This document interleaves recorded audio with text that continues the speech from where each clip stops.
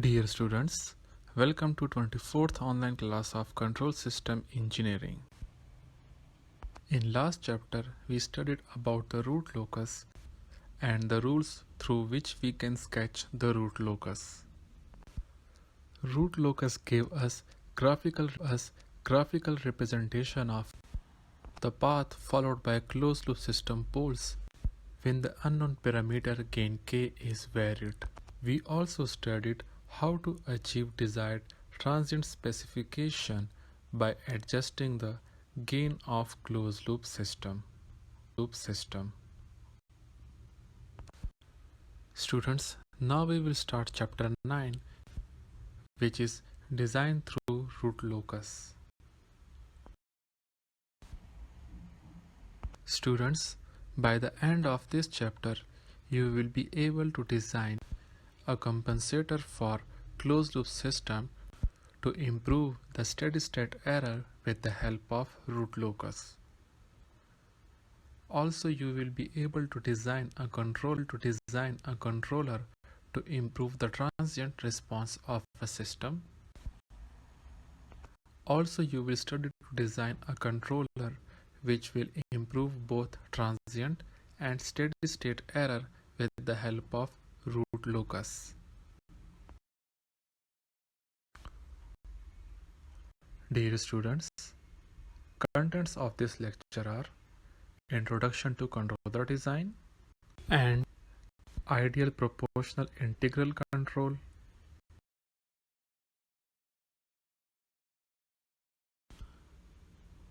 Dear students, root locus gave us a graphical representation of the path followed by closed loop system poles. If we have certain transient design condition, we will find out location of closed loop system poles, and then with the help of gain, we will achieve desired transient specification. As the gain is varied, we move through different region of the response. Setting any value of gain k, we achieve a transient response, which depends on the location of closed loop system poles. Students, with gain adjustment, we are limited to the response that exists along the root locus of closed loop system, which means that if for any set of transient condition we will find out closed loop system poles, if that location of closed loop pole is a part of root locus, we can achieve with the help of gain adjustment. And if that point is not part of root locus, then with gain adjustment we can't achieve that response. Dear students, look at figure A, which represent root locus of a closed loop system. Assume that the desired transient response defined by percent overshoot and settling time is represented by closed loop system pole location B. Unfortunately, on current root locus, specified percent overshoot is achieved by placing the closed loop system poles at point A with the help of simple gain adjustment, where settling time is not the desired one. So our goal is to speed up the response, for which our closed loop system poles required to be at location of B instead of A, at which desired percent overshoot and settling time will be achieved. Now we know that the point B is not the part of root locus, so increase in the speed cannot be accomplished by simple gain adjustment.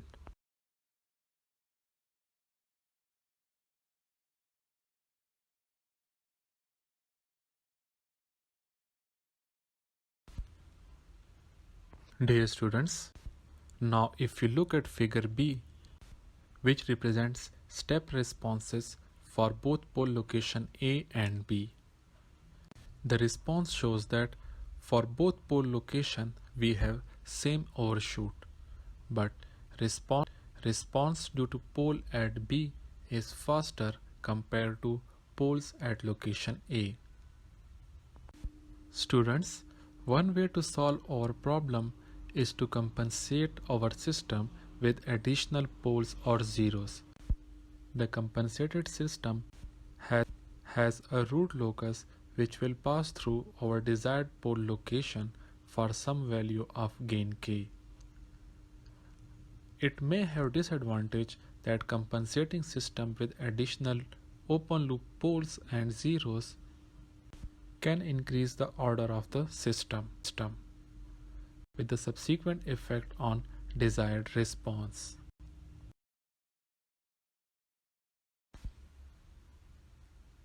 Dear students, compensators are not only used to improve the transient response, but with this we can also improve steady-state error characteristics independently. Previously, when the gain of the system was adjusted to meet the transient response specification, the steady-state error performance was degraded because both transient response and static error constants are related to the gain. As we increase the gain k to the higher value, the steady-state error will reduce to the smaller value. But with this, our percent overshoot will also increase. On the other hand, reducing the gain will help us to reduce the percent overshoot, but it will also increase the steady-state error. Now, if we use dynamic compensators, these compensating network will allow us to design our system to meet the given transient condition and steady-state error specification simultaneously. Students, now we will study how to improve steady-state error. The compensator which use pure integration for improving the steady-state error or the pure differentiation for the transient response are defined as ideal compensator. Ideal compensators are implemented with active network, which in case of electric networks require active amplifiers and additional power sources. Dear students, the compensator network which use pure integration or the ideal integral compensator is known as proportional integral controller.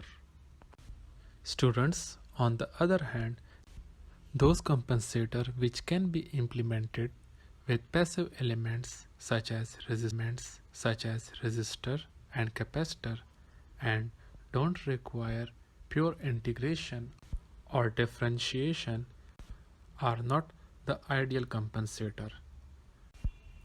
The advantage of using passive networks is that they are less expensive and do not require additional power sources for their operation, where their disadvantage is that steady-state error is not driven to the zero, where with ideal compensator we can achieve a zero steady-state error by improving the type of the system. The controller, which uses passive networks for improving steady-state error, is known as lag compensator or lag controller. Dear students, steady-state error can be improved by placing an open loop pole at origin, because placing a pole at origin in transfer function of open loop system improves the type of the system by 1. For example, if we have type 0 system and if we apply a step input, we will have a finite steady-state error, and for zero steady-state error we have to improve the system type by 1. Students, if you look at the system in figure A, which consists of a gain k and plant g of s. And from its root locus, it is clear that open loop system have three poles, and the desired operating point is represented by point A. And the forward path system is of type 0 because we have no pole at origin. Here this system is operating with desired transient response generated by a closed loop pole at location A. Now we have to improve the steady state error without affecting the transient response. Students, now to improve the steady state error to 0, we will add a pure integrator or pole at origin, and with this the system type will be increased. Now the angular contribution of the open loop poles at point A is no longer 180 degree, and the root locus no longer passes through the point A as shown in the figure B. Now with this our system type is improved and steady state error is equal to 0, but the desired transients are no longer achieved because root locus no longer passes through the point A, which was our desired location for closed loop system poles. Students, now to solve this, we will add a 0 close to the origin in S-plane.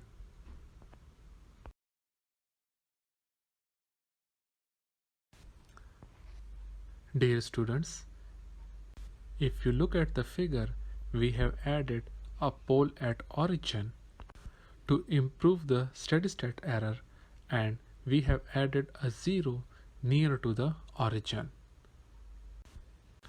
This 0 will again change the shape of root locus, and now from the figure you will observe that root locus again passes through our desired location A, where desired transients were achieved. The placing of compensator 0 will cancel out the angular contribution added by pole at origin or compensator pole.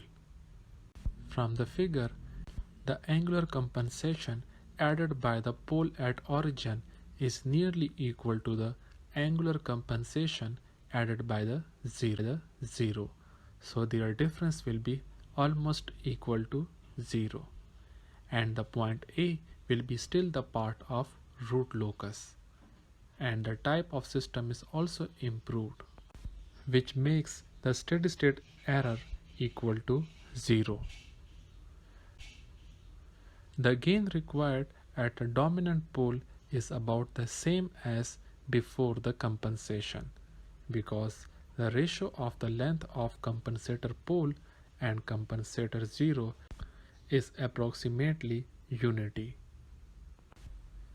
So we conclude that steady state error performance is improved without considerable effect on transient response. A compensator which consists of pole at origin and a 0 close to the pole is called ideal proportional integral compensator or PI compensator. Students, now in the given example, we will design a PI controller for a system to improve the steady state error. Students, the uncompensated system is given in figure A, which is operating with a damping ratio of 0.174. We have to show that integral compensator or system shown in the figure B reduces the steady state error to 0 for step input without much affecting the transient response.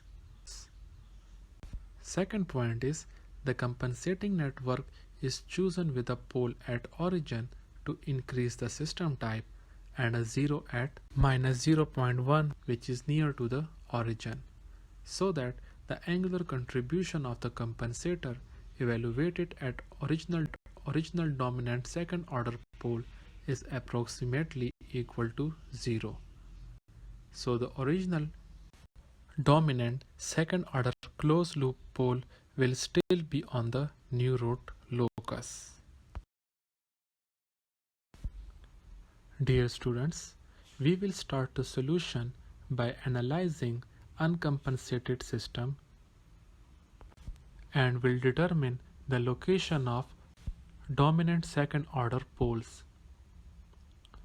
Next we will find steady state error for the step input when the uncompensated network will be operating at damping ratio of 0.174. Students, after sketching the root locus of uncompensated system, we will draw a radial line of constant damping ratio for zeta equals 0.174, and the angle of radial line will be 100.02 degrees. And the point where root locus intersect the line of constant damping ratio will be the desired location of closed loop pole for a damping ratio of 0.174, and the location is equal to minus 0.694 plus minus j 3.926. And for this location of closed loop system poles, gain will be equal to 164.6.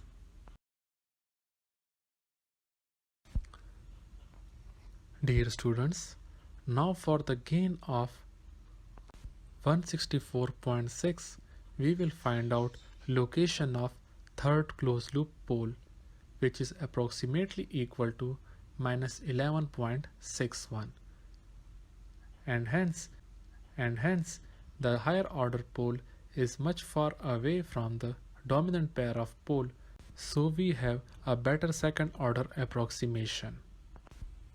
Now we will find steady state error constant. For the gain of 164.6, the static error position constant is equal to 8.23, and steady state error will be equal to 0.108.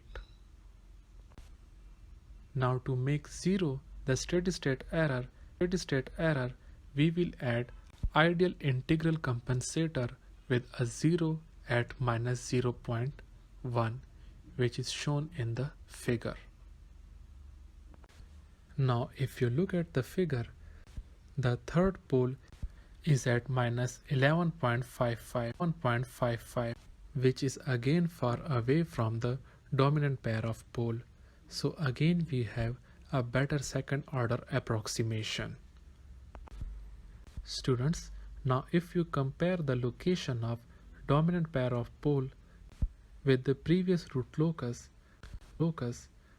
you will find a small difference in the location of dominant pair of poles, and the compensator 0 lies at minus 0.1, and the fourth pole of the closed loop system is at minus 0.09, which is nearly equal to the compensator 0 and will cause a pole 0 cancellation.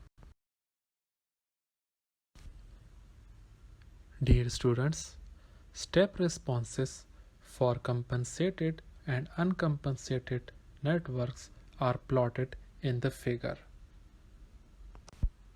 The step response of ideal integral compensated system approaches the unity in the steady state, while step response of uncompensated system approaches the final value of 0.892 in the steady state, which means that a constant or finite steady state error will exist between input and output.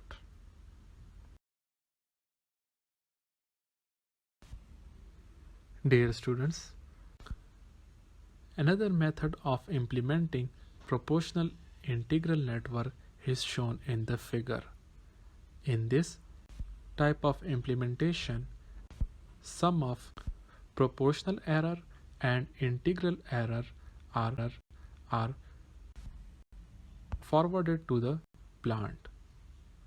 The compensating network which precedes G of S is ideal integral compensator and its relation is given by GC of S.